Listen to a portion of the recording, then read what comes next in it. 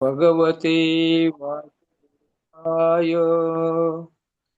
ओम नमो भगवते वासुदेवाय। ओम नमो भगवते वासुदेवाय। नारायणं नमस्कृत्य नरं चैव नरोत्तमं देवी सरस्वती व्यासं ततो जयमुदीरयेत। वसुदेवसुतं देवं कंसचानूरमर्दनं देवकी परमानन्दं कृष्णं वन्दे जगद्गुरुं। कृष्णाय वासुदेवाय देवकी नंदनाय च नंदगोपकुमाराय गोविंदाय नमो नमः। नमो पंकजनाभाय नमो पंकजमालिने नमो पंकजनेत्राय नमस्ते पंकजांग्रये। नमो रामाय कृष्णाय वसुदेवसुताय च प्रद्युम्नाय अनिरुद्धाय सात्वतापते नमः। मूकं करोति वाचालं पङ्गुं लङ्घयति गिरिं यत्कृपातमं वन्दे श्रीगुरुदीनतारिणम्।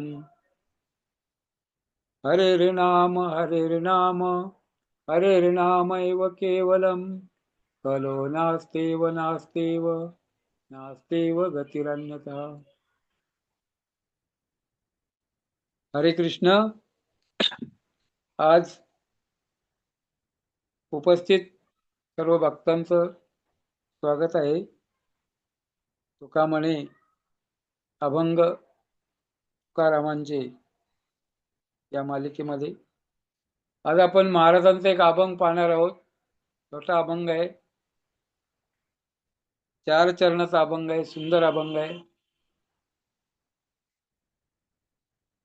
अभंग असा आहे, विठ्ठल विठ्ठल येणे चंदे ब्रह्मानंदे गर्जावे। विठ्ठल विठ्ठल येणे चंदे ब्रह्मानंदे गर्जावे। वाये टाळ टाळ्या टाळी होईल होळी विघ्नांची। वाहे टाळ टाळ्या टाळी होईल होळी विघ्नांची। विठ्ठल आदी अवसानी विठ्ठल मनी स्मरावा। विठ्ठल आदी अवसानी विठ्ठल मनी स्मरावा। तुका म्हणे विठ्ठलवाणी वदा कानी ऐका। तुका म्हणे विठ्ठलवाणी वदा कानी ऐका। ओम अज्ञानतिमिरान्धस्य ज्ञानाञ्जनशलाकया चक्षुरुन्मिलितं येन तस्मै श्रीगुरुवे नमः। श्रीचैतन्यमनोभीष्टं स्थापितं येन भूतले स्वयं रूपकदा मह्यं ददाति स्वपदान्तिकं। वन्देऽहं श्रीगुरो श्रीयुतपदकमलं श्रीगुरून् वैष्णवांच श्रीरूपं साग्रजातं सहगण रघुनाथान्वितं तं सजीवं साद्वैतं सावधूतं परिजनसहितं कृष्णचैतन्यदेवं श्रीराधाकृष्णपादान् सहगण ललिता श्रीविशाखान्वितांश्च नमा ओम विष्णुपादाय कृष्णप्रेष्ठाय भूतले श्रीमते भक्ति वेदांत स्वामिन्निति नामिने। नमस्ते सारस्वते देवे गौरवाणी प्रचारिणे निर्विशेष शून्यवादी पाश्चात्य देश तारिणे।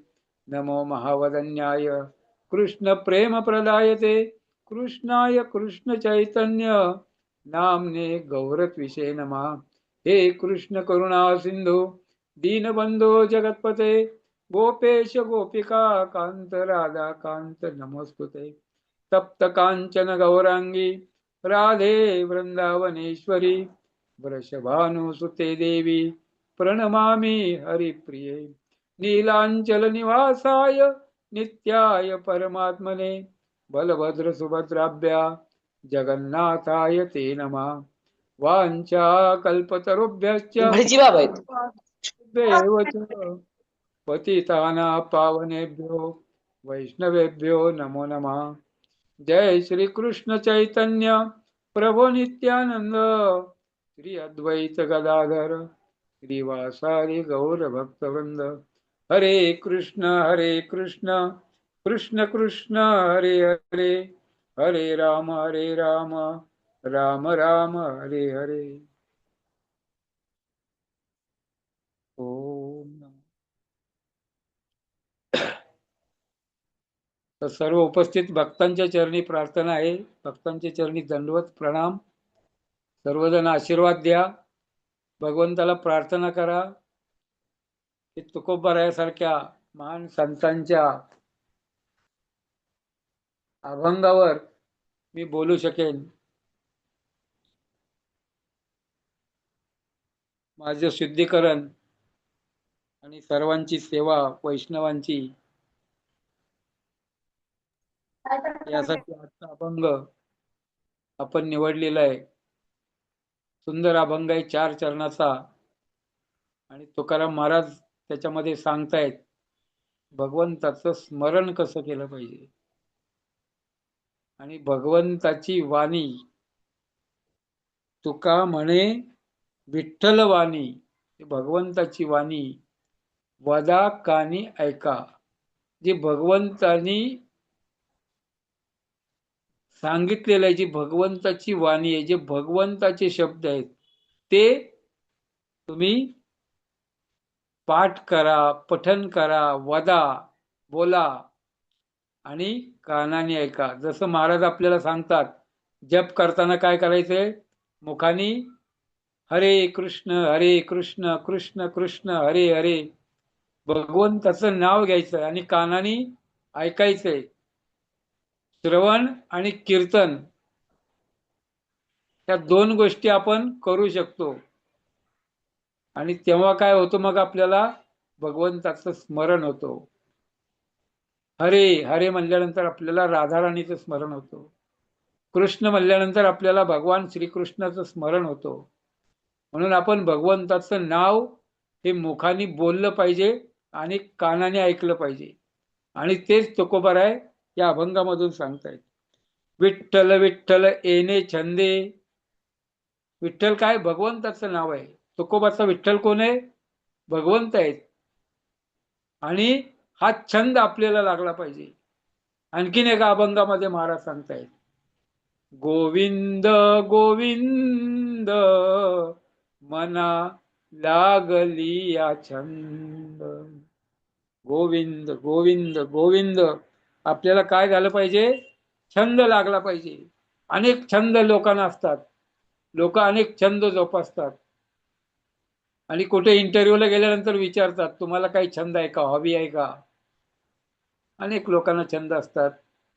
कुणाला खेळाचे छंद असतात, क्रिकेट किंवा इतर खेळ. कुणाला चित्रपट, टीव्ही पाहण्याचा छंद असतो, मोबाईल पाहण्याचा छंद असतो. अनेक प्रकारचे छंद लोक जोपासतात. कुणाला भटकंती करायचा, डोंगरावर फिरायचं. कुणाला ट्रॅकिंगचा छंद असतो. कुणाला गाडी फास्ट, सुपर फास्ट गाडी चालवायची, असं जोरामध्ये. समोर कोण येईल, ऍक्सिडेंट होईल याचं त्यांना काय नसतं. त्यांना छंद असतो फक्त गाडी जोरात पळवायची. अशा प्रकारे अनेक छंद. कुणाला नशापान करायचा छंद असतो. कुणाला अनेक भौतिक आकर्षण असतात. प्रत्येकजण छंद जोपासतो. पण आपल्याला कुठला छंद पाहिजे, विठ्ठल विठ्ठल येणे छंदे. गोविंद गोविंद मना लागली या छंद. आपल्याला असा छंद लागला पाहिजे. गोविंद गोविंद भगवंताच्या नामाचा छंद लागला पाहिजे. भगवंताचं नाव सारखं आपल्या. आणखीन एका गीतामध्ये, माझे मना लागो छंद. तसा आपल्या मनाला छंद लागला पाहिजे भगवंताच्या नामाचा. भगवंताचं नाव म्हणजे भगवंत आहेत. कले काले नाम रूपे कृष्ण अवतार. भगवंताचं नाव घेतलं तर भगवंत आपल्या जिभेवर आहेत, आपल्या सोबत आहेत. पण आपल्याला ते करण्यासाठी वेळ नसतो, कारण आपल्याला खूप कामं असतात. महाराज सांगतात मरायला वेळ नाही. असं लोकांना म्हटलं ना, तुम्ही मंदिरात या, जप करा,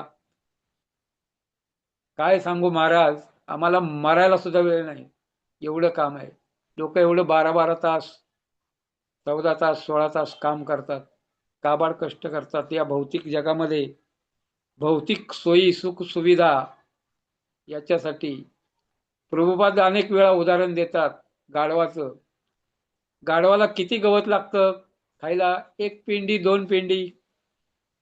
तर प्रभुपाद म्हणतात तो गाढव काय करतो, एवढ्याशा गवतासाठी त्याला गवत कुठेही मिळेल, रस्त्याच्या कडेला गेला तरी, पण तेवढ्या गवतासाठी मालक आपल्याला गवत देणार म्हणून तो दिवसभर कष्ट करत असतो.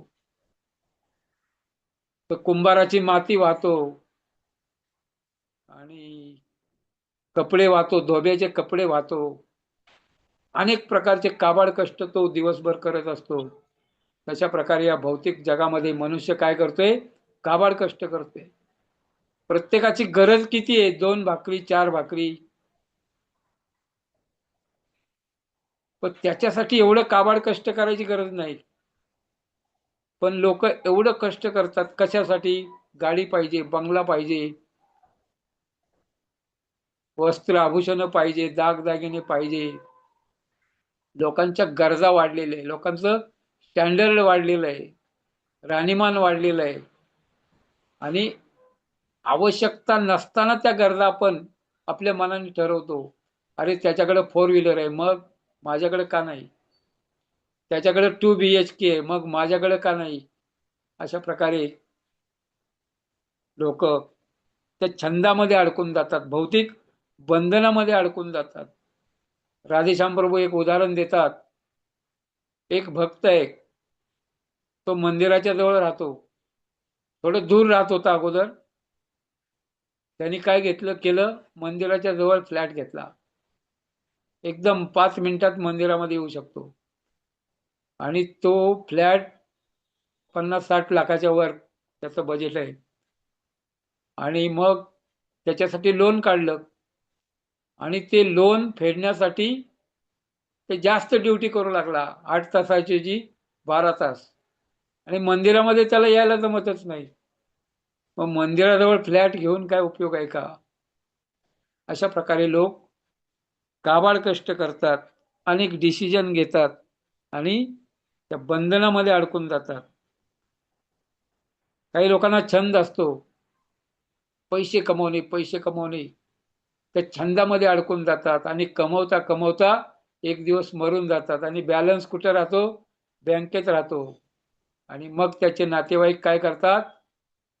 भांडण करतात त्याच्यासाठी, कोर्टात जातात, नाहीतर ते वाटून घेतात आणि उपभोग घेतात, त्याचा आनंद घेतात.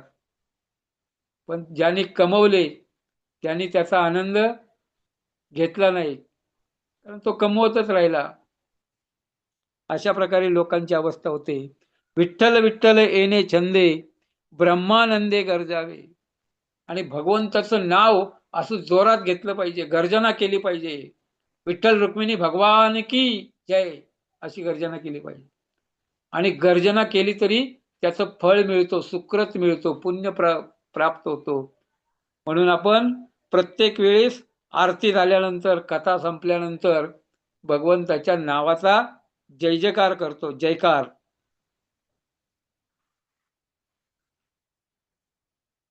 दुसऱ्या चरणामध्ये महाराज सांगतायत, वाये टाळ टाळ्या टाळी. थोडस शब्द महाराजांचे आहेत, त्या काळातली प्राकृत मराठी आहे, समजायला थोडं अवघड आहे. वाये म्हणजे काही, काहीतरी करा तुम्ही. का नाही करत? काय करत नाही? टाळ टाळ्या, काहीतरी थोडी तरी भजन करा. आणि भजन करताना, कीर्तन करताना टाळ वाजवा. टाळ नसेल तर टाळ्या वाजवा, करताल. आपण म्हणतो ना करताल. कर हे आपले, कर म्हणजे हात, आणि ते वाजवणे हेच आपले करताल आहे. त्याच्यासाठी बाजारातून करताल आणायची किंवा वाट पाहायची आवश्यकता नाही. कीर्तन चालू असेल, भजन चालू असेल, भगवंताचं नाम संकीर्तन, तिथं आपण टाळी वाजवली पाहिजे. हाताने टाळी, मुखाने राम. भगवंताचं नाम घेता घेता आपण टाळी वाजवली पाहिजे. का नाही वाजवत? तर महाराज काय म्हणतात? टाळ टाळ्या, टाळ वाजवा, टाळ्या वाजवा, नाहीतरी एक तरी टाळी वाजवा. आपण जेव्हा कथेमध्ये जातो, मंदिरामध्ये, मंडपामध्ये, जिथं भगवंताची कथा असते, तिथं आपण प्रवेश करतो. जेव्हा आपण तिथं आत प्रवेश करतो, तेव्हा आपले पापाचे पक्षी आत येत नाहीत. तिथं भगवंताची कथा असते, तिथं त्यांना प्रवेश नाही. ते बाहेर बसतात, मंडपाच्या लांब झाडावर बसतात. आणि जेव्हा आपण टाळ्या वाजवतो, तेव्हा ते पळून जातात. किंवा आपल्या हातावर रेषा आहेत, हस्तरेषा. ज्योतिष पाहतात, ज्योतिष. ते ज्योतिषी काय म्हणतात? तुमचा हात दाखवा.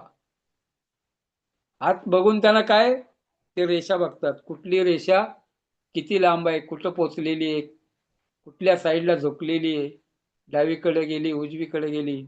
जर आपण टाळ्या वाजवल्या कीर्तनामध्ये, भगवंताच्या भजनामध्ये जर आपण टाळ्या वाजवल्या, तरी आपल्या रेषा सुद्धा बदलू शकतात, चेंज होऊ शकतात, कमी होऊ शकतात. समजा आपल्या भाग्यामध्ये काही घटना वाईट घडणार आहेत, काही विघ्न येणार आहे, काही दुःख येणार आहे, तर आपण कीर्तनामध्ये टाळी वाजवली तर ते रेष आपलं भाग्य बदलू शकते. भगवंताचं कीर्तन, भगवंत आणि भगवंताचे शुद्ध भक्त, आपलं जे सटवीनं लिहिलेलं, आपण म्हणतो ना भविष्य लिहिलेलं आहे, आपण जन्मल्यानंतर ते भविष्य बदलायची ताकद सुद्धा भगवंताच्या भक्तामध्ये असती. आणि म्हणून गुरुला शरण गेलं पाहिजे.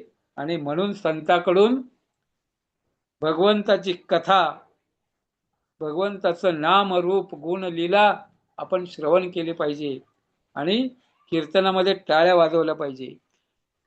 वाये टाळ, टाळ्या टाळी. आणखीन एक त्याचा शब्द वायेचा अर्थ आहे, होय असे का.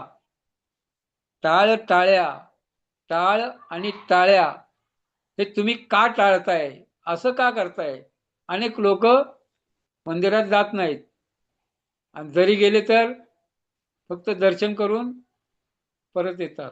दंडवत सुद्धा, अनेक मंदिरामध्ये दंडवत सुद्धा भगवंताला घालत नाहीत. प्रार्थना करायची तर दूरच राहिली. फक्त भगवंताला काय म्हणतात? मनी नाही भाव आणि देवा मला पाव. माझी परीक्षा आहे, मला परीक्षेत पास कर, मला हे पाहिजे, मला ते पाहिजे. अनेक आपली लिस्ट घेऊन जातात, रिक्वायरमेंट काय काय आहे, आणि तेवढं भगवंताला सांगतात. पण भगवंताला दंडवत कुणी घालत नाही, भगवंताला प्रार्थना कुणी करत नाही. आणि तिथं कीर्तन चालू असेल तर बसत नाहीत, आणि जरी थांबले थोडा वेळ तर टाळ्या कोणी सगळे वाजवत नाहीत. ते भजन करणारे लोक असतात तेवढेच करत असतात, तेवढे टाळ्या वाजवत असतात. आणि बाकीचे फक्त व्हिजिटर्स. आपण एका युनिव्हर्सिटीमध्ये गेलो, कॉलेजमध्ये गेलो, आणि फक्त चक्कर मारून आलो परिसरामध्ये, तर आपल्याला त्याचा काय फायदा होईल का? नाही. आपण तिथं ॲडमिशन घेतलं पाहिजे, आपण तिथं क्लास, लेक्चर अटेंड केले पाहिजे. तेव्हा त्याचे आपल्याला फायदा होईल, तेव्हा ते आपल्याला डिग्री देतील आणि त्याचा उपयोग आपल्याला होईल. नुसतं आपण एखाद्या गाय आहे किंवा पशु आहेत, युनिव्हर्सिटीमध्ये फिरून आले, त्याचा त्यांना काय उपयोग नाही. ते काय करणार? कुठं गवत चांगलं आहे खाणार आणि येणार परत रात्री आपल्या घरी. तसं व्हिजिटर्स म्हणजे फक्त मनोरंजन. ते मंदिरामध्ये गेले काय, आणि कुठे एखाद्या निसर्गरम्य ठिकाणी गेले काय, त्यांना फक्त एन्जॉय करायचा असतो, त्यांचा भाव नसतो. आणि काही लोक जातात की आता मला परीक्षा जवळ आलेली आहे, किंवा माझं लग्न होत नाही, किंवा मला काही संकट आलेलं आहे. अर्थ जिज्ञासू, अर्थार्थी, चार प्रकारचे लोक, आणि ज्ञानी, चार प्रकारचे लोक भगवंतांना शरण जातात. कलियुगामध्ये तेही थोडस मुश्किल झालेलं आहे. म्हणून इथं दुसरा अर्थ दिलेला आहे, का नाही, होय असे नाही. टाळ्या तुम्ही का टाळताय टाळ्या वाजवायला? आणि अर्ध्या पुढच्या चरणामध्ये महाराज सांगतायत, होईल होळी विघ्नांची. तुम्ही जर टाळ्या वाजवल्या भगवंताच्या कीर्तनामध्ये, तर तुमचे जे विघ्ने पळती बारा वाटा, तुमच्या विघ्नांची होळी होईल. खचित टळे जन्म मरण, तुमचा जन्म मृत्यू टाळायची ताकद सुद्धा त्या भगवंताच्या नाम संकीर्तनामध्ये, जेव्हा आपण नृत्य करतो, जेव्हा आपण टाळ्या वाजवतो, जेव्हा आपण तल्लीन होतो, भगवंताचं नाम गातो, तेव्हा होईल होळी विघ्नांची. तेव्हा आपले विघ्न, त्याची होळी होते. पापाचे कळप पळती पुढे, पाप सुद्धा त्या ठिकाणी नष्ट होतो. एवढी ताकद भगवन नाम संकीर्तनामध्ये, एवढी ताकद टाळ्यामध्ये. तर पुढच्या चरणामध्ये महाराज सांगतायत, तिसरं चरण, विठ्ठल आदी अवसानी. भगवंत कोण आहेत? आदी अवसानी. आदी म्हणजे अगोदर, प्रथम. अनादिर आदी गोविंद. अहम आदिरी भूतानाम. भगवान सांगतात, अहम आदरी, मी आदी आहे, सर्वांच्या आधी आहे. न मे विदुसुर्गना प्रभवन न महर्षया. सगळ्या ऋषींच्या, देवांच्या सुद्धा मी अगोदर आहे. भगवंत एकटे. भगवंताच्या नाभी कमलातून ब्रह्माचा जन्म होतो आणि मग ब्रह्मांड सृष्टीची उत्पत्ती होते. भगवंत आदी आहेत. अज परम ब्रह्म परम धाम पवित्रम परमम भवान. अर्जुन भगवंताचं सांगतो, भगवंत हे परमब्रह्म आहे. आणि नुसता अर्जुन एकटा नाही सांगत, असी तो देवलो व्यास, असी देवल व्यास चैतन्य महाप्रभू, अनेक ऋषी मुनी सांगतायत की परमब्रह्म भगवंत आहेत. आदी, सर्वांच्या आदी भगवंत आहेत. भगवंताच्या नाभी कमलातून ब्रह्मा येतात आणि ब्रह्मा सृष्टीची रचना करतात.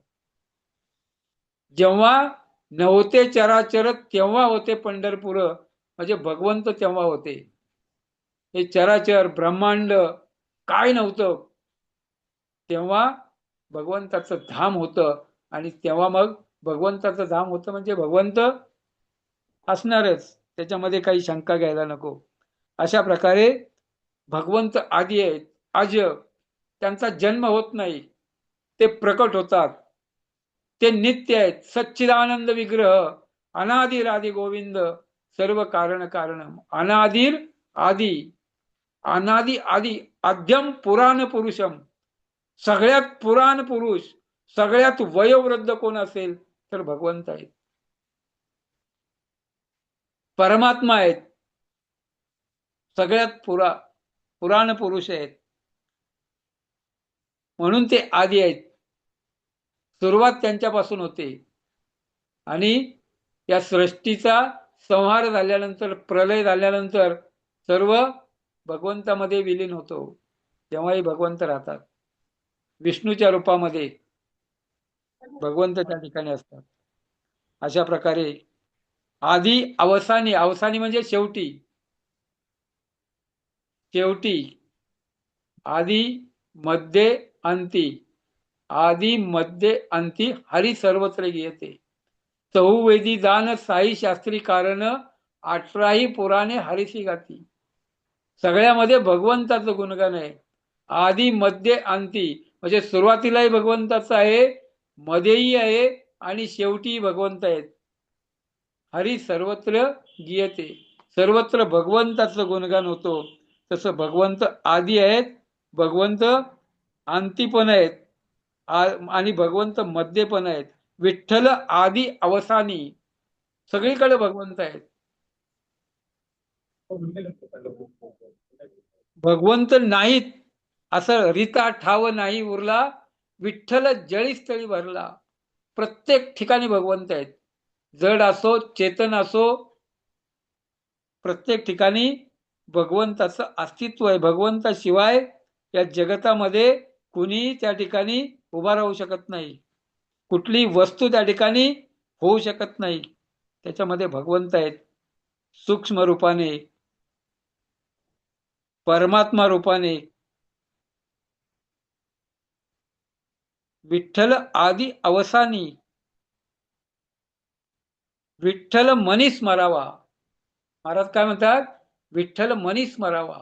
पण आपलं मन कुठंतरी भटकत असतं. आपलं मन भगवंताच्या चरणावर नाहीये.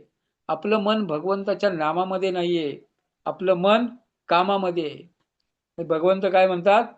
तुम तेरे काम में, मैं मेरे धाम में. भगवंत धामामध्ये असतात.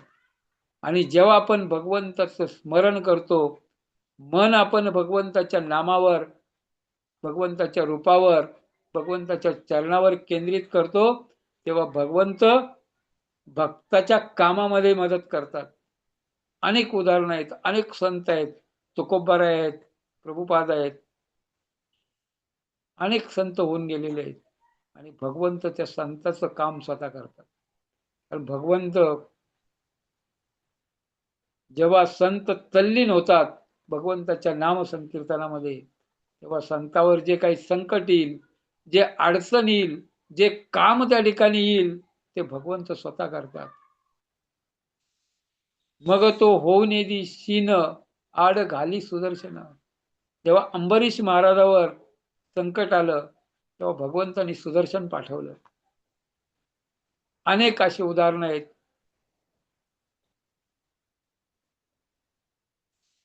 जेव्हा राक्षस यायचे वृंदावनामध्ये, तेव्हा भगवंत त्या राक्षसांना मारून टाकायचे, त्यांचा वध करायचा, त्यांचा उद्धार करायचा आणि सर्व गोपालांचं रक्षण करायचं. मग भगवंत आपल्या भक्ताच्या कामामध्ये, भगवंत काय म्हणतात? मी भक्ताचा दास आहे. अहम भक्ता पराधीन. मी भक्तांच्या अधीन आहे. भगवंत स्वतंत्र असून पराधीन आहेत. अचिंत्य भेदाभेद हे चैतन्य महाप्रभूंनी सांगितलं. अभिज्ञ स्वराट. भगवंत अभिज्ञ आहेत, स्वराट आहेत, स्वतंत्र आहेत, पण भक्ताच्या अधीन आहेत. देवतयाचा अंकिला. भगवंत त्याच्या भक्ताच्या भक्तीमध्ये अंकित होतात. भगवंत म्हणतात, मी तुमच्या ऋणातून मुक्त होऊ शकत नाही.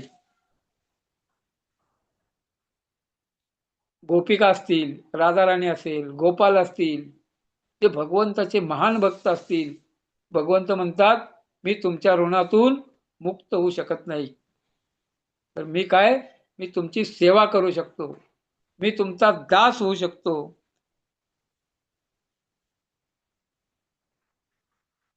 विठ्ठल आदी अवसानी विठ्ठल मनी स्मरावा.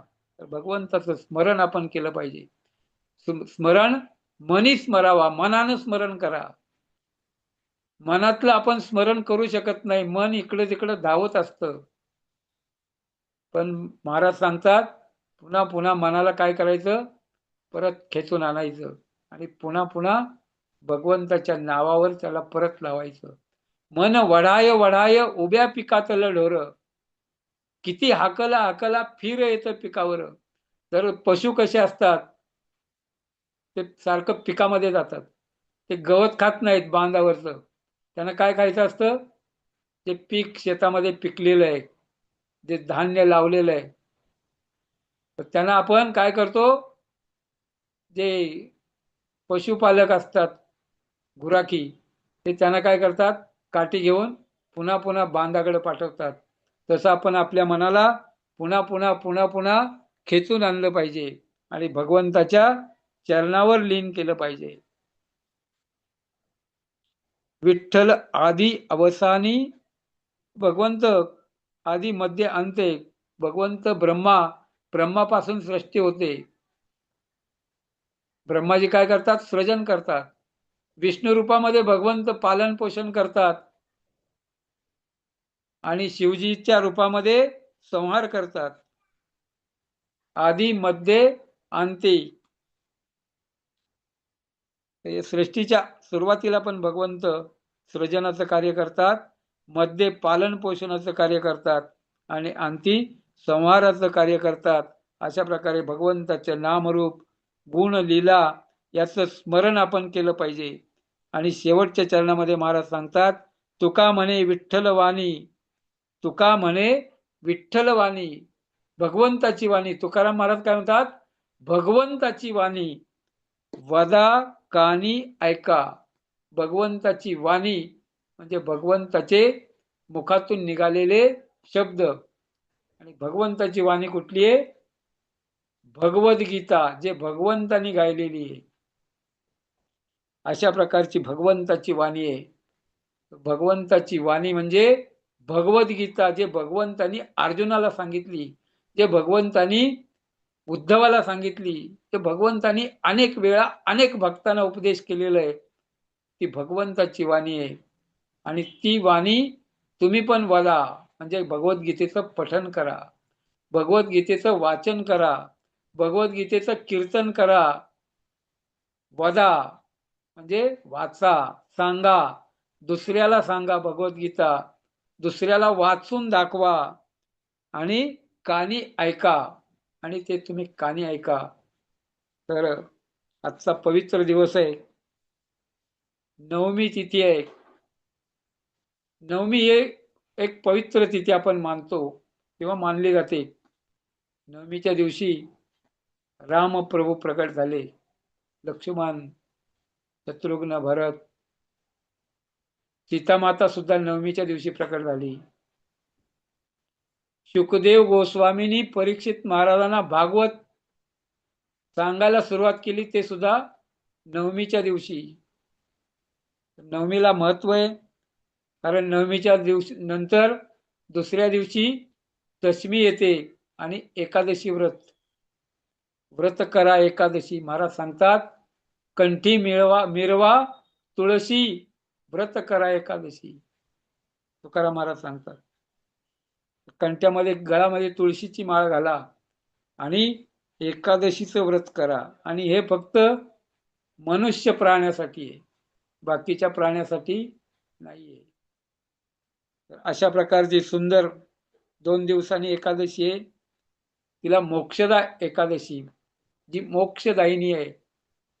आणि ज्या मोक्षदा एकादशीच्या दिवशी भगवंतानी अर्जुनाला भगवद्गीता सांगितली, म्हणून तिला गीता जयंती म्हणतात. गीतेचा जन्म झाला. 2 दिवसांनी भगवद्गीता जयंती आहे. ते आपण संपूर्ण विश्वभरामध्ये गीता जयंती साजरी केली जाते. आणि इस्कॉनच्या मार्फत जास्तीत जास्त गीता जयंती साजरी करण्याचं काम प्रत्येक मंदिरामध्ये, प्रत्येक केंद्रामध्ये, अनेक देशामध्ये नुसती गीता जयंती साजरी होत नाही, तर गीता वितरण होतं, गीतेचं पठन होतं, गीतेचं प्रवचन होतं.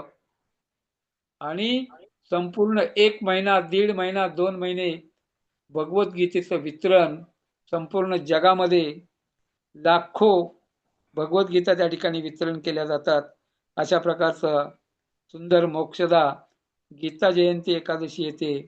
तर प्रत्येकाने त्याच्यामध्ये भाग घ्यावा, गीतेचं पठन करावं. मंदिर जवळ असेल तर मंदिरामध्ये जाऊन करावं, केंद्र असेल तर केंद्रामध्ये जावं, आणि लांब असेल तर आपल्या घरामध्ये आपण गीता पठन करा, गीतेचं वाचन करा, गीता दुसऱ्याला सांगा, गीता दुसऱ्याला वाचून दाखवा, गीतेचं अध्ययन करा. आज सकाळीच लोकनाथ स्वामी महाराज सांगत होते, नुसतं वितरण करू नका, स्वतः अध्ययन करा. आणि गीतेचं अध्ययन केल्यानंतर तुम्हाला समजेल त्याच्यामध्ये काय सांगितलेलं आहे. आणि मग तुम्ही वितरण करायला गेल्यानंतर समोरच्या लोकांना सांगू शकाल की याच्यामध्ये काय आहे, याच्यामध्ये भगवंतानी काय सांगितलेलं आहे, भगवंत कोण आहे, भक्त कोण आहे, भगवंताशी आपलं काय नातं आहे. हे सृष्टीचं आणि भगवंताचं काय नातं आहे, किंवा मनुष्य प्राण्यासाठी हे भगवद्गीता अर्जुन भ्रमित झाला नव्हता, पण निमित्त मात्र भवसवसाची. अर्जुन का भ्रमित झाला, तर त्या अर्जुनाला रोल दिलेला आहे भगवंतानी. अर्जुन भगवंताचा सखा आहे. नर नारायण भगवंताच्या सोबत अवतार घेतलेला आहे त्यांनी. महान भगवंताचा भक्त आहे आणि अर्जुनाला भ्रम होण्याचं काही कारण नाहीये. पण भगवंत काय करतात, अर्जुनाला निमित्त करतात. पार्थो वत्सा सुधीर भोक्ता सर्वोपनिषदो गावो दोग्धा गोपाल नंदना. सर्व उपनिषद वेदांचा सार म्हणजे भगवद्गीता आहे. आणि या भगवद्गीतेरूपी गायीचं दूध कोण काढतंय, दोग्धा गोपाल नंदना, स्वतः भगवंत काढतायत. आणि वत्स वासरू कोण झालेला आहे, बछडा. दोग्धा वत्सा अर्जुन झालेला आहे. पार्थो वत्सा सुधीर भोक्ता. आणि तो काय करतोय, निमित्त बनून, अर्जुनाचं निमित्त करून जगाच्या कल्याणासाठी, तुमच्या आमच्या कल्याणासाठी, प्रत्येक मनुष्याच्या कल्याणासाठी भगवंतांनी गीता सांगितलेली आहे. 5000 वर्षापूर्वी, 5250 वर्ष अंदाजे, तेव्हापासून ही गीता चालू आहे, भगवंतांनी सांगितलेली. आणि त्याचं अध्ययन होतंय. लाखो भगवद्गीता प्रभुपादांनी ते लिहिलेले आहे. भगवद्गीता जशी आहे तशी घरात ठेवण्यासाठी नाही, तर ती उघडून वाचण्यासाठी आपल्याला दिलेली आहे. आणि ती आपण वाचली पाहिजे, त्याचं आपण चिंतन केलं पाहिजे, अध्ययन केलं पाहिजे, आपल्या जीवनामध्ये उतरली पाहिजे. आणि आपण दुसऱ्याला सुद्धा भगवद्गीता देण्याचा प्रयत्न केला पाहिजे. तर अशा प्रकारची भगवद्गीता हे स्वतः भगवंताच्या मुखातून निघालेली आहे. या स्वयं पद्मनाभस्य मुख पद्मात विनिसृते. तशी गंगा भगवंताच्या चरण कमलातून निघाली, भगवंताच्या अंगठ्यापासून निघाली, ती सर्व जगाला पवित्र करते. तशा प्रकारे गंगा संपूर्ण जगताला पवित्र करते. तशा प्रकारे संपूर्ण जगताला पवित्र करणारी ही भगवद्गीता आहे. गीता गंगोदक स्नानम. जेव्हा आपण गीता रूपी गंगेमध्ये स्नान करतो, तेव्हा पुनर्जन्म न भवती. पुन्हा त्या जन्म मृत्यूच्या चक्रामध्ये आपल्याला यावं लागत नाही. मलिने मोचनम पुंसा जल स्नानम दिने दिने. आपण दररोज स्नान करतो. काय करतो, शरीर स्वच्छ करतो. गंगेमध्ये आपण स्नान केलं तर मुक्त होईल का लवकर सांगता येत नाही. अनेक वर्ष, अनेक दिवस आपल्याला त्याच्यामध्ये स्नान करायला लागतो. आणि मग आपल्याला थोडं थोडं थोडं सुकृती वाढून मुक्त होऊ का नाही, अशा प्रकारची अवस्था आहे. पण गीता गंगोदक स्नानम, तेव्हा आपण या भवसागरातून मुक्त होतो. तर सर्वांना मुक्त होण्यासाठी भगवंतांनी गीतारूपी गंगा या पृथ्वी तलावर अर्जुनाच्या माध्यमातून या ठिकाणी प्रकट केलेली आहे.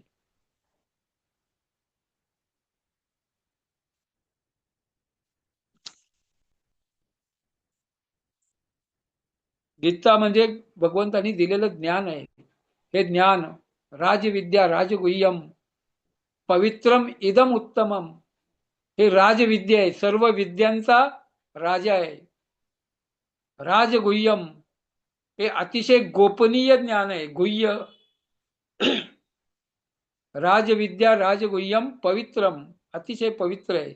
गीतेला नुसता स्पर्श केला, नुसतं दर्शन केलं, किंवा नुसतं एखादं फूल अगरबत्ती वाहिली तरी सुद्धा आपण पवित्र होतो. पवित्रम इदम उत्तमम. आणि सगळ्यामध्ये उत्तम अशा प्रकारचं ज्ञान भगवंतांनी दिलेलं आहे. याच्यामध्ये कर्मयोग सांगितलेला आहे, याच्यामध्ये ज्ञानयोग सांगितलेला आहे, याच्यामध्ये अष्टांग योग सांगितलेला आहे. आणि या तिन्ही योगापेक्षा श्रेष्ठ जो भक्ती योग आहे, भक्ती योग भगवंतांनी दिलेला आहे. सर्वांमध्ये श्रेष्ठ म्हणून प्रभुपादांच्या प्रत्येक श्लोकामध्ये, प्रत्येक तात्पर्यामध्ये प्रभुपादांनी भक्तियोग दिलेला आहे.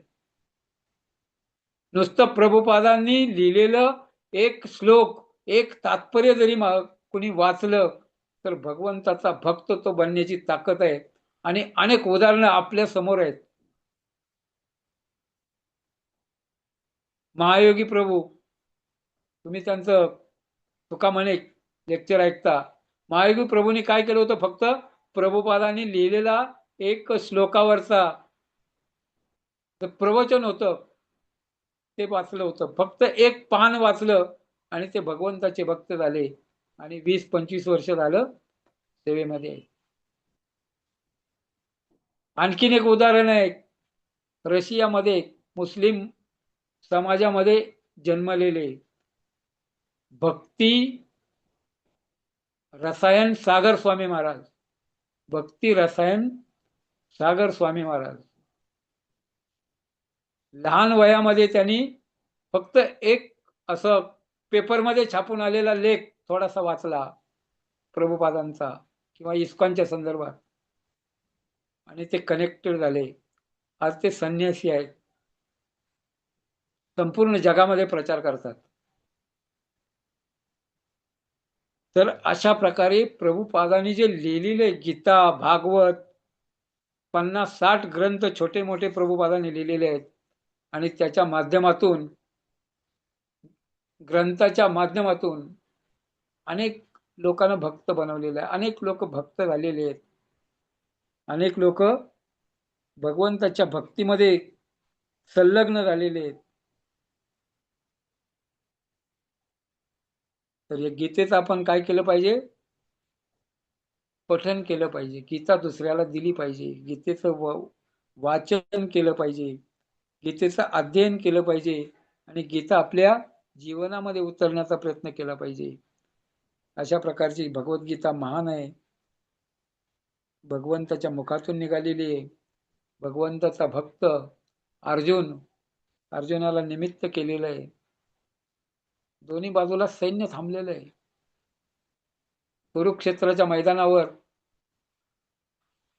आणि आता युद्ध सुरू होणार, शंख वाजणार, बाण सुटणार, पण अर्जुन म्हणतो भगवंतांना, सेनयोरुर्भयोर्मध्ये, माझ्याशी युद्ध करण्यासाठी कोण कोण आलेलं आहे?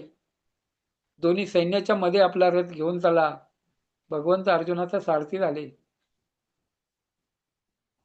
अनंत कोटी ब्रह्मांडाचे मालक आहेत, पण ते काय करतात? भक्ताचं सारथ्य करतात, भक्ताचं रथ चालवतात.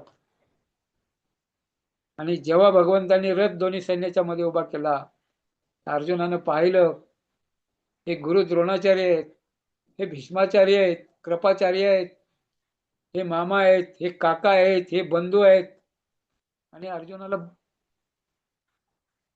वाटलं की यांना मारून मला काय मिळणार? तर राज्य. आणि यांना, हे सगळे आप्त आहेत, हे श्रेष्ठ आहेत, गुरुवर्य आहेत, आदर्श आहेत, आणि यांना मारून राज्य मिळालं तर ते राज्य उपभोगण्यामध्ये काही अर्थ नाहीये. अशा प्रकारचा अर्जुनाचा गोंधळ झाला. हातामधलं धनुष्य गांडीव त्या ठिकाणी गळालेलं आहे. अर्जुन रथामध्ये बसला आणि भगवंतांना सांगतो, मी युद्ध करणार नाहीये. आप्त स्वकीय यांची हिंसा करून राज्य मिळवण्यात काय अर्थ आहे का? अशा प्रकारे अर्जुन भ्रमित झाला होता, संभ्रमित झाला होता. भगवंत रागवतात. भगवंत मित्र आहेत, भगवंत गुरु आहेत. भगवंत अर्जुनावर रागवतात. युद्धाच्या वेळी या कौरवांनी किती त्रास दिला. 12 वर्ष वनवास, 1 वर्ष अज्ञातवास, लाक्षागृहामध्ये जाळून मारण्याचा प्रयत्न केला, विष त्या ठिकाणी भीमाला देऊन नदीमध्ये टाकण्याचा प्रयत्न केला. या हस्तिनापूरच्या राज्यापासून, गादीपासून पांडवांना दूर करण्यासाठी कौरवांनी, शकुनीच्या आणि दुर्योधनानी, चांडाळ चौकडी अनेक प्रयत्न केले. पण भगवंतानी त्यांना सहाय्य केलं आणि राखे कृष्ण मारे कोय, ज्याचं रक्षण भगवंत करतात त्यांना कोणीही मारू शकत नाही. अशा प्रकारे भगवंत आपल्या भक्ताचं रक्षण करतात. आणि भगवंत म्हणतात, अर्जुना, ही बुद्धी तुला कुठून सुचली? एवढा त्रास त्या कौरवांनी दिलेला आहे. तो दुर्योधन तो ऐकत नाहीये. 5 गावं, एवढं मोठं सम्राट पृथ्वीचा, एवढं पूर्ण राज्य आहे, पण या 5 गावं सुद्धा द्यायला तो तयार नाही. आणि स्वतः भगवंत शिष्टाई करायला गेले तर भगवंताला बंदी करण्यासाठी त्यांनी प्रयत्न केला. भगवंताला पाहिलं पण भगवंताला ओळखलं नाही, भगवंताला जाणलं नाही. कळतं पण वळत नाही, पण त्याला कळतच नव्हतं. किंवा त्याला भगवंतांनी रोल दिला होता अपोजिट, शत्रू पक्षामध्ये, शत्रूच्या भावामध्ये. आणि जे जे लोक कुरुक्षेत्रामध्ये गेले, जे भगवंताला पाहता पाहता युद्धामध्ये गेले, तर सर्वांना त्या ठिकाणी मुक्ती मिळालेली. अर्जुनाला तेच सांगतात भगवंत, युद्ध केलं तर तू मृत्यूला प्राप्त झाला तर तुला स्वर्ग मिळेल, आणि युद्धामध्ये जर तू जिंकला तर तुला राज्य मिळेल. म्हणून युद्ध हे केलंच पाहिजे. आणि क्षत्रियाचा धर्म आहे युद्ध करणं. अन्यायाच्या विरुद्ध युद्ध केलं पाहिजे. अन्याय सहन करायचा नाही. स्वतःवर थोडाफार असेल तर सहन करू शकता. विनाकारण कोण अन्याय करत असेल किंवा आपल्या गुरुवर किंवा भगवंतावर कोण असे काही शब्द काही बोलत असतील तर ते सहन करायचे नाही, त्याला उत्तर दिलं पाहिजे, त्याचा आपण मुकाबला केला पाहिजे. आणि जर आपण त्याच्याशी युद्ध करू शकत नसल तर आपण ते स्थान सोडलं पाहिजे. अशा प्रकारे अर्जुनाला उपदेश त्या ठिकाणी भरपूर दिलेला आहे. 18 अध्याय. सर्व धर्मान परित्यज्य मामेकम शरणं व्रज अहम त्वा सर्व पापेभ्यो मोक्षयिष्यामि मा शुच. आणि शेवटी भगवंत विचारतात अर्जुनाला, सगळं सांगितल्यानंतर, की मी ते सांगितलं ते तुला समजलं का, का पुन्हा एकदा सांगू, आणि तुझा निर्णय काय आहे? तेव्हा अर्जुन काय म्हणतो, करिष्ये वचनम तव गत संदेह स्थितो अस्मी. माझा संदेह दूर झालेला आहे,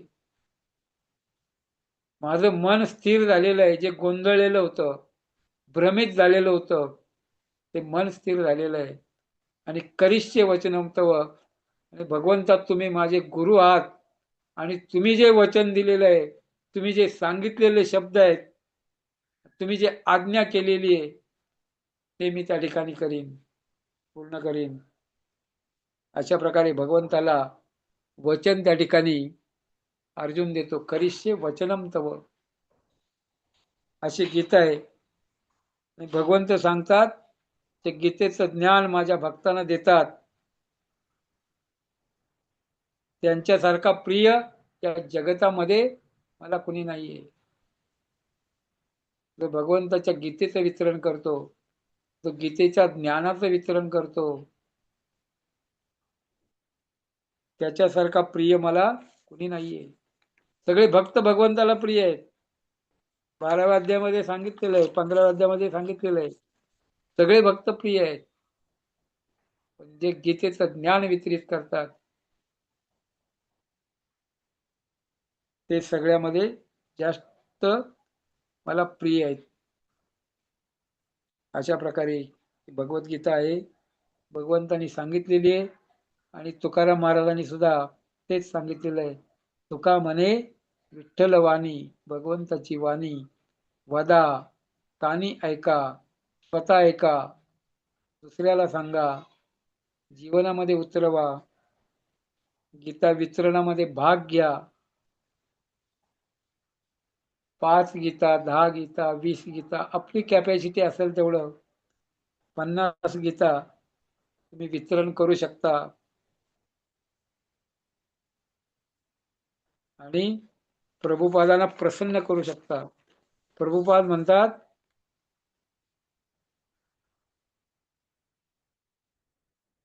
तुम्ही मला प्रसन्न करायचं असेल तर माझ्या ग्रंथाचं वितरण करा, गीता वितरण करा, कृष्णाबुक वितरण करा, भागवतम वितरण करा.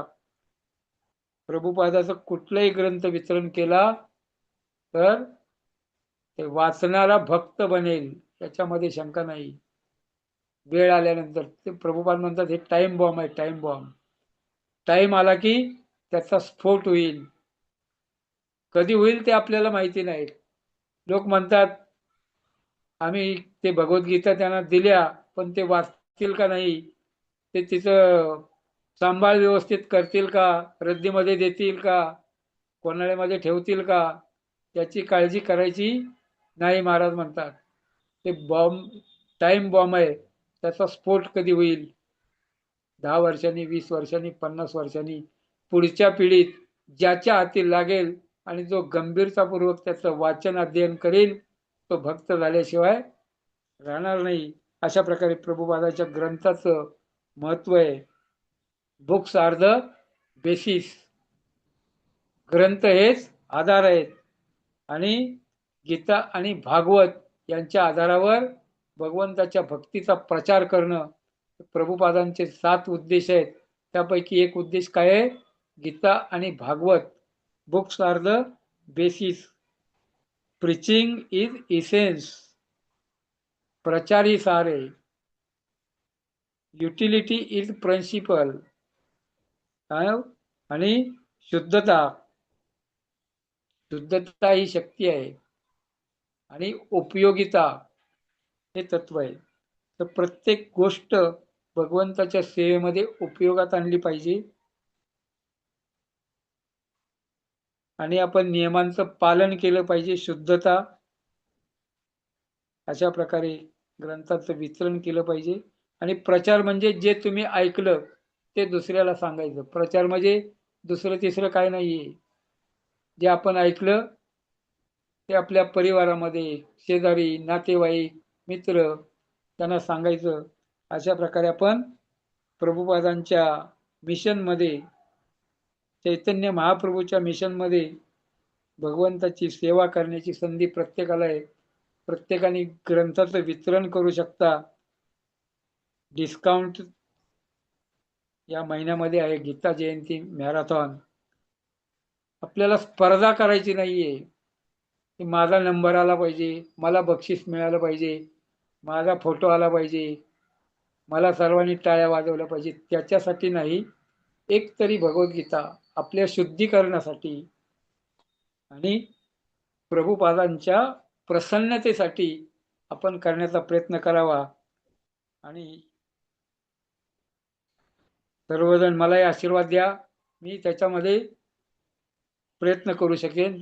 हरे कृष्ण कृष्ण कृष्ण हरे हरे, हरे राम राम राम हरे हरे. ग्रंथराज श्रीमद भगवद गीता की जय.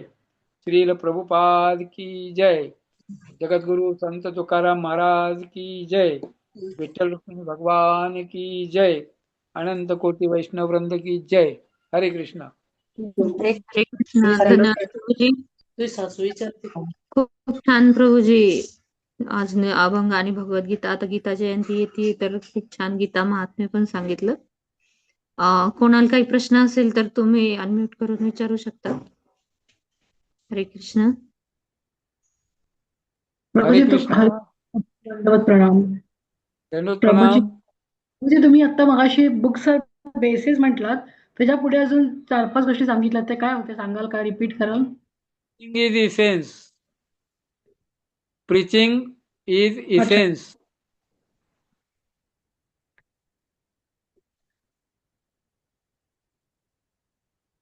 Utility is principle.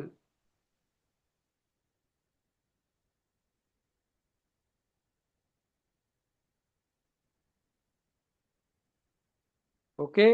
आणि ओके, 3च गोष्टी आहेत. चौथं आहे शुद्धता. Purity is the force.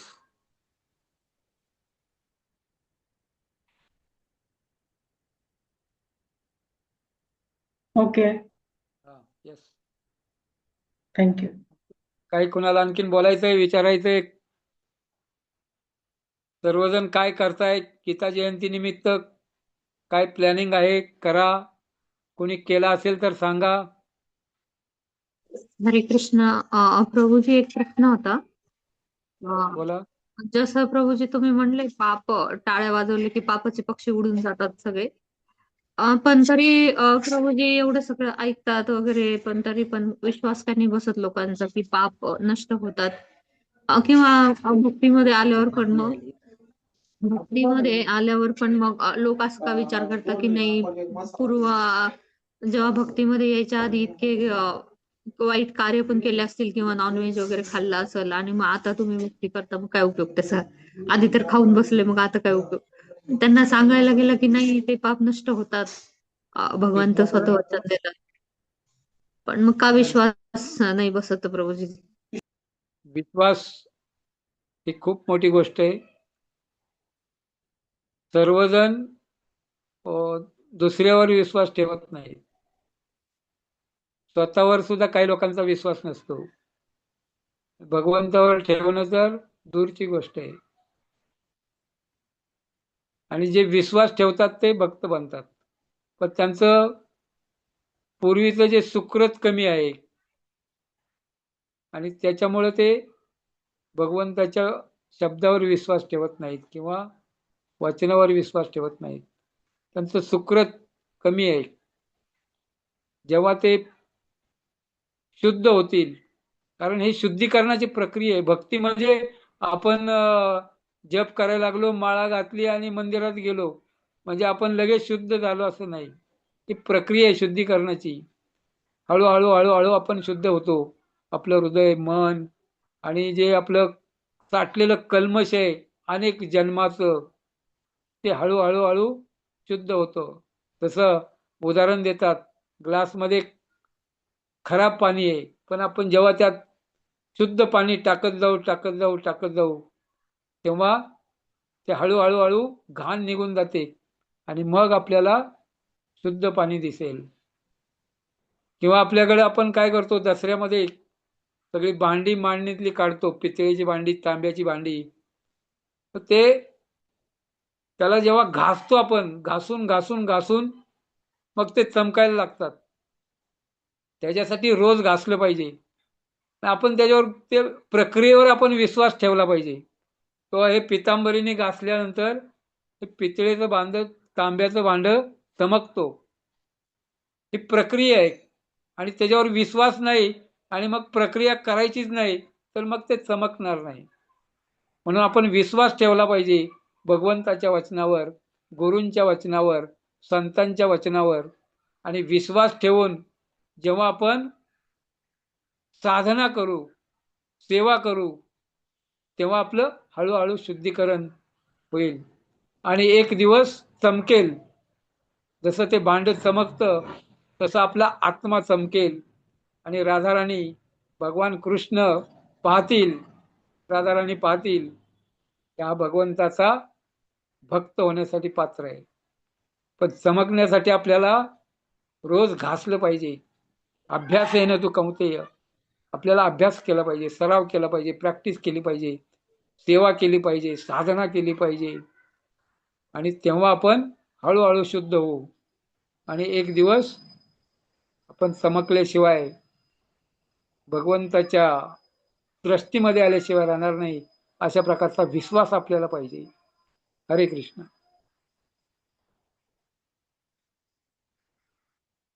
Hari बोल.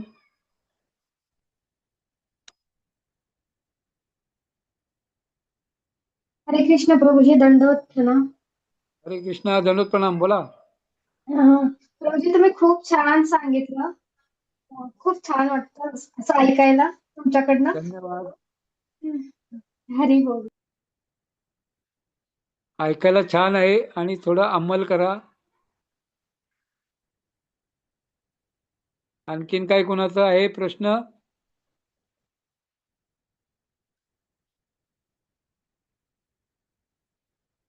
हरे कृष्ण कृष्ण कृष्ण हरे हरे, हरे राम राम हरे राम राम हरे. राम राम हरे हरे, कृष्ण कृष्ण कृष्ण कृष्ण हरे हरे कृष्ण वाञ्छा कृष्ण कृष्ण कल्पतरुभ्यश्च हरे श्री हरे कबीर राम राम दास राम हरे पतितानां हरे पावन कृष्ण कृष्ण देव कृष्ण हरे हरे वैष्णव हरे राम राम राम कोटि हरे हरे वैष्णव हरे कृष्ण कृपा जी की हरे जय कृष्ण नमस्कार।